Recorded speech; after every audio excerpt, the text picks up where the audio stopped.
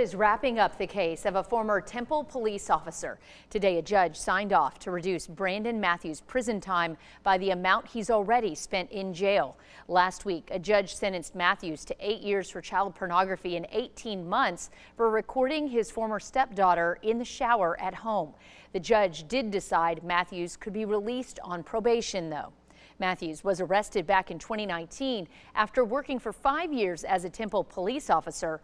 Right now, he's in the Bell County Jail waiting to transfer into state custody. The case has now sparked legislative action at the state capitol, where Matthews' victim testified today. She spoke out in support of House Bill 1465, which would require those convicted of invasive visual recording to register as a sex offender, a requirement not currently in Texas law. 6 News reporter Juliana Jackson has more on what she hopes that bill will change. Juliana. Cailey Rush described how she discovered a voice recorder in her bedroom. Now she's hoping this House bill will hold people like her stepfather more accountable.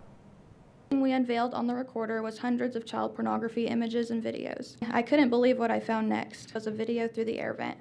Looking down through the cracks of the vent into my bathroom. Cailey Rush's stepfather and former Temple PD detective Brandon Matthews was sentenced to 8 years in prison for possessing child pornography. But that sentence was probated to 5 years, and he didn't have to register as a sex offender. House Bill 1465 would change that. He wouldn't have to register at all for recording his daughter's shower through the air vent without her knowledge.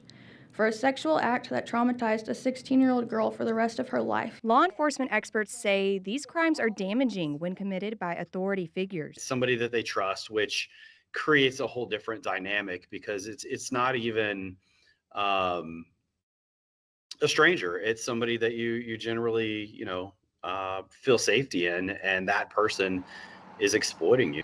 Child advocacy specialists share the importance of prevention and communication, providing a safe environment for victims to share their experiences. First step in making a child feel comfortable, we have squishmallows, because nothing makes anybody feel more comfortable than being able to hold a tight squishmallow and tell their story. A bill born from trauma, now offering hope for change. It can happen to anybody. Nobody's immune to it. And that people think that they have a stereotype of these abusers, and it's not the stereotype. It can be anybody. The measure now awaits a vote in committee before it can move to the House floor. Back to you guys.